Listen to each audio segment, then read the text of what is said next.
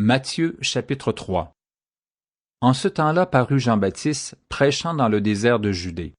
Il disait, « Repentez-vous, car le royaume des cieux est proche. » Jean est celui qui avait été annoncé par Ésaïe le prophète lorsqu'il dit, « C'est ici la voix de celui qui crie dans le désert. Préparez le chemin du Seigneur, aplanissez ses sentiers. » Jean avait un vêtement de poil de chameau et une ceinture de cuir autour des reins. Il se nourrissait de sauterelles et de miel sauvage. Les habitants de Jérusalem, de toute la Judée et de tout le pays des environs du Jourdain, se rendaient auprès de lui, et, confessant leurs péchés, ils se faisaient baptiser par lui dans le fleuve du Jourdain.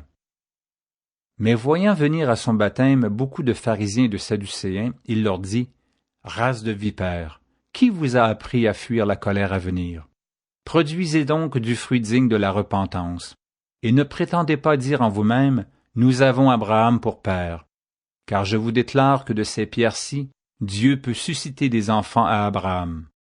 Déjà la cognée est mise à la racine des arbres. Tout arbre donc qui ne produit pas de bons fruits sera coupé et jeté au feu.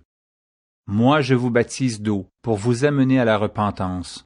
Mais celui qui vient après moi est plus puissant que moi, et je ne suis pas digne de porter ses souliers. Lui, il vous baptisera du Saint-Esprit et de feu. Il a son vent à la main, il nettoiera son aire, et il amassera son blé dans le grenier, mais il brûlera la paille dans un feu qui ne s'éteint point. Alors Jésus vint de la Galilée au Jourdain vers Jean pour être baptisé par lui.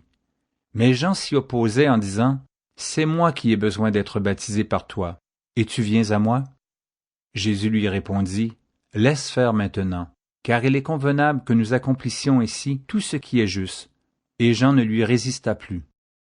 Dès que Jésus eut été baptisé, il sortit de l'eau. Et voici les cieux s'ouvrirent, et il vit l'Esprit de Dieu descendre comme une colombe et venir sur lui.